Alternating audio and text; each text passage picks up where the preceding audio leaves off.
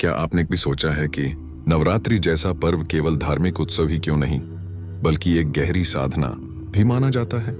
क्यों यह उत्सव केवल पूजा और भक्ति का विषय न होकर शरीर, मन और आत्मा के संतुलन का साधन भी है? नवरात्रि शब्द दो भागों से बना है। नव यानी नौ और रात्रि यानी रातें। ये 9 रातें केवल कैलेंडर की तिथियां नहीं हैं, बल्कि वे आत्मिक साधना और ऊर्जा संचय की वे अवस्थाएं हैं जिनसे होकर मानव जीवन बार बार गुजरता है। पौराणिक दृष्टि से देखें तो नवरात्रि का सबसे प्राचीन और लोकप्रिय उल्लेख हमें मार्कंडेय पुराण के देवी महात्म्य खंड में मिलता है, जिसे दुर्गा सप्तशती भी कहा जाता है। इसमें वर्णन है कि किस प्रकार महिषासुर नामक असुर ने देवताओं को पराजित कर त्रिलोक पर कब्जा कर लिया था। तब सभी देवताओं ने अपनी सामूहिक ऊर्जा से एक अद्भुत शक्ति का आह्वान किया। यही शक्ति दुर्गा के रूप में प्रकट हुई।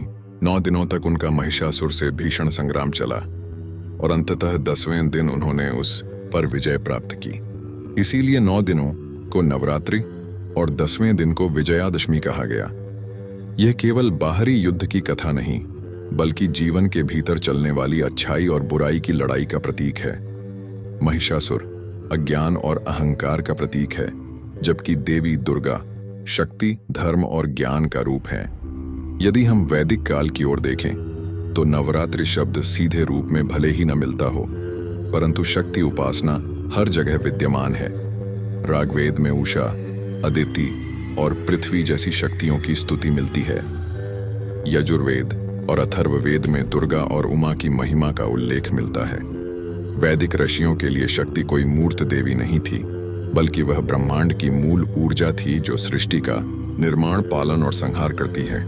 इसी कारण शरद और वसंत ऋतु के संधिकाल में जब प्रकृति परिवर्तनशील होती है, आर्षे उपवास रखते थे, यज्ञ करते थे और ध्यान द्वारा अपने शरीर व मन को संतुलित करते थे।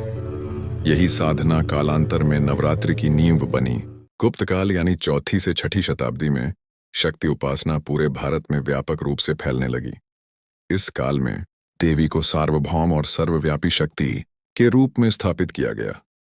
मंदिरों में दुर्गा की भव्य मूर्तियां स्थापित की गईं और पूजा पाठ का स्वरूप अधिक संगठित हुआ। यही वह समय था जब नवरात्रि धार्मिक साधना से आगे बढ़कर सामाजिक उत्सव का रूप लेने लगी।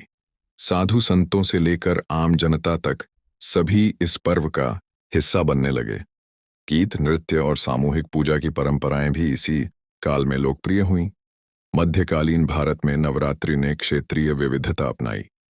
उत्तर भारत में यह पर्व रामायण से जुड़ गया। कथा है कि भगवान राम ने रावण से युद्ध से पहले देवी की आराधना की थी। 10वें दिन यानी विजयदशमी को उन्होंने रावण का वध किया, जिससे यहां रामलीला और रावण दहन की परंपरा शुरू हुई। दक्षिण भारत में गोलू या बोमई कोलू की परंपरा विकसित हुई, जिसमें देवी देवताओं की मूर्तियां घर घर में सजाई जाती हैं। गुजरात में नवरात्रि का अर्थ है गरबा और डांडियां। यहां नृत्य केवल मनोरंजन नहीं, बल्कि देवी की सामूहिक आराधना है। गोलाकार गरबा जीवन और ब्रह्मांड की अनंत गति का प्रतीक है, जबकि केंद्र में रखा दीपक शक्ति का प्रतीक है। पूर्वी भारत, विशेषकर बंगाल, असम और उड़ीसा में नवरात्रि दुर्गा पूजा का रूप लेती है। भव्य पंडाल, विशाल प्रतिमाएं और महिषासुर मर्दिनी की कथा यहाँ के उत्सव का केंद्र हैं। इन 9 दिनों को देवी के 9 रूपों को समर्पित किया गया है। शैलपुत्री, ब्रह्मचारिणी, चंद्रघंटा, कूष्मांडा, स्कंदमाता, कात्यायनी, कालरात्रि, महागौरी और सिद्धिदात्री। ये केवल देवी के नाम नहीं, बल्कि जीवन के 9 आयाम हैं। हर दिन एक नए रूप की पूजा जीवन के हर पहलू में शक्ति और संतुलन का आह्वान है। इसी दौरान उपवास रखने की परंपरा भी है। यह केवल धार्मिक भावना नहीं, बल्कि एक वैज्ञानिक कारण भी है। आर्थु परिवर्तन के समय शरीर को शुद्ध और हल्का रखने के लिए उपवास उपयोगी माना गया है। इसी प्रकार ज्वार बोने की परंपरा भी महत्वपूर्ण है। अंकुरित ज्वार जीवन की निरंतरता और नई शुरुआत का प्रतीक माने जाते हैं। संगीत और नृत्य नवरात्रि का अभिन्न हिस्सा हैं। चाहे गुजरात का गरबा हो या मंदिरों के भजन कीर्तन, ये सभी सामूहिक ऊर्जा का निर्माण करते हैं। जब सैकड़ों लोग एक साथ लय और ताल में नृत्य करते हैं या भजन गाते हैं तो वहां एक विशेष कंपन उत्पन्न होता है। यही ऊर्जा भक्तों को देवी से जोड़ती है और वातावरण को दिव्य बना देती है। इस प्रकार नवरात्रि केवल एक त्योहार नहीं बल्कि पौराणिक कथा, वैज्ञानिक तर्क, सामाजिक एकता और आध्यात्मिक साधना का संगम है। यही कारण है कि यह पर्व हजारों वर्षों से करोड़ों लोगों की आस्था और जीवन का केंद्र बना हुआ है।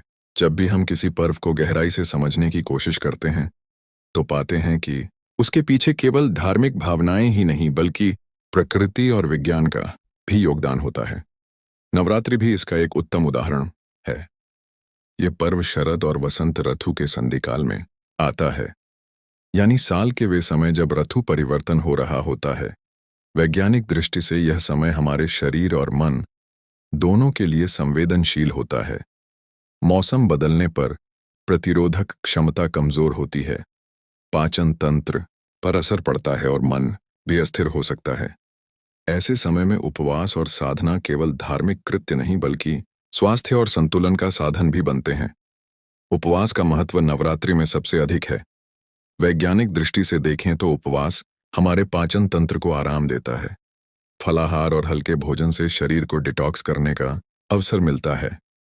यह केवल शारीरिक ही नहीं बल्कि मानसिक शुद्धि का भी माध्यम है। जब इंसान सीमित आहार लेता है और मन को पूजा व ध्यान की ओर केंद्रित करता है तो उसकी ऊर्जा बिखरने के बजाय भीतर केंद्रित होने लगती है। यही कारण है कि नवरात्रि को आत्मशुद्धि का काल कहा गया है। खगोलीय दृष्टि से भी नवरात्रि का समय विशेष है। यह पर्व अक्सर अमावस्या और पूर्णिमा के बीच के संक्रमण में आता है। इस दौरान चंद्रमा का प्रभाव पृथ्वी और मानव मन दोनों पर गहरा होता है। आयुर्वेद और योग शास्त्र बताते हैं कि चंद्रमा का सीधा संबंध हमारे मानसिक और भावनात्मक संतुलन से है। इसलिए इन 9 दिनों में ध्यान और साधना करने से मानसिक शक्ति बढ़ती है और भावनाएं नियंत्रित रहती हैं। यही कारण है कि ऋषि मुनियों ने इस समय को साधना के लिए सबसे उपयुक्त माना। इसी तरह नवरात्रि में ज्वार बोने की परंपरा भी वैज्ञानिक आधार रखती है। जब मिट्टी में ज्वार डाला जाता है और अंकुर फूटते हैं तो यह हमें प्रकृति की उर्वरता और जीवन की निरंतरता का स्मरण कराता है। यह अनुष्ठान मनोवैज्ञानिक दृष्टि से सकारात्मक ऊर्जा और नई शुरुआत का प्रतीक है। जब भक्त अंकुरित पौधों को बढ़ते हुए देखते हैं तो उनके भीतर भी आशा और नवजीवन की भावना जागृत होती है। नवरात्रि की विविधता भारत की सांस्कृतिक समृद्धि को दर्शाती है। हर राज्य और हर क्षेत्र ने इस पर्व को अपने अपने ढंग से अपनाया और उसे स्थानीय रंग दिया। इससे यह पर्व न केवल धार्मिक उत्सव रहा बल्कि सांस्कृतिक उत्सव का भी केंद्र बन गया। उत्तर भारत में नवरात्रि का सबसे प्रमुख स्वरूप रामलीला और दशहरा है। यहाँ नवरात्रि केवल दुर्गा पूजा तक सीमित नहीं बल्कि भगवान राम की विजय यात्रा से भी जुड़ी है। कथा है कि राम ने रावण से युद्ध से पहले देवी दुर्गा की पूजा की थी और शक्ति का आशीर्वाद प्राप्त किया था। इसी कारण विजयदशमी के दिन रावण दहन की परंपरा बनी। उत्तर भारत में यह पर्व अच्छाई की जीत और धर्म की स्थापना का प्रतीक माना जाता है। पूर्वी भारत, विशेषकर पश्चिम बंगाल में नवरात्रि का अर्थ है दुर्गा पूजा। यहाँ इस पर्व को पूरे वैभव और भव्यता से मनाया जाता है। विशाल पंडालों में देवी की भव्य प्रतिमाएं स्थापित की जाती हैं। महिषासुर मर्दिनी की कथा को नाटकीय रूप में प्रस्तुत किया जाता है। ढाक की आवाज, सांस्कृतिक कार्यक्रम और देवी के विसर्जन तक चलने वाला उत्सव नवरात्रि को एक सामाजिक और सांस्कृतिक महाकुंभ बना देता है। पश्चिम भारत में, खासकर गुजरात और महाराष्ट्र में, नवरात्रि का मतलब है गरबा और डांडिया। यहाँ रात भर चलने वाले सामूहिक नृत्य केवल लोक नृत्य नहीं बल्कि शक्ति की सामूहिक आराधना है। गोलाकार गरबा ब्रह्मांड की गति और जीवन के चक्र का प्रतीक है। जब सैकड़ों लोग एक साथ लय और ताल में नृत्य करते हैं तो वहां ऊर्जा का एक अनोखा वातावरण बनता है। यह केवल धार्मिक अनुष्ठान नहीं बल्कि सामाजिक एकता और सामूहिक उत्साह का भी प्रतीक है। दक्षिण भारत में नवरात्रि गोलू या बोमई कोलू के रूप में मनाई जाती है। यहाँ घरों में देवी देवताओं की मूर्तियां सजाई जाती हैं और उनका प्रदर्शन किया जाता है। हर दिन पड़ोस के लोग एक दूसरे के घर जाते हैं भजन कीर्तन करते हैं और प्रसाद ग्रहण करते हैं। यह परंपरा केवल पूजा ही नहीं बल्कि सामाजिक मेलजोल और सांस्कृतिक आदान प्रदान का साधन भी है। इस प्रकार नवरात्रि भारत में केवल एक धार्मिक पर्व नहीं बल्कि सांस्कृतिक उत्सव का विशाल रूप है। ये पर्व हमें दिखाता है कि कैसे एक ही मूल भावना, देवी शक्ति की उपासना, देश के अलग अलग हिस्सों में अलग अलग रूपों में प्रकट होती है। यही भारत की सांस्कृतिक विविधता और एकता की सबसे बड़ी पहचान है।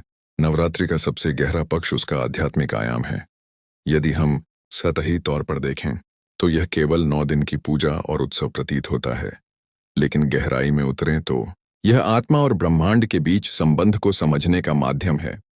9 दिन और 9 रातें वास्तव में आत्मिक जागरण की यात्रा हैं।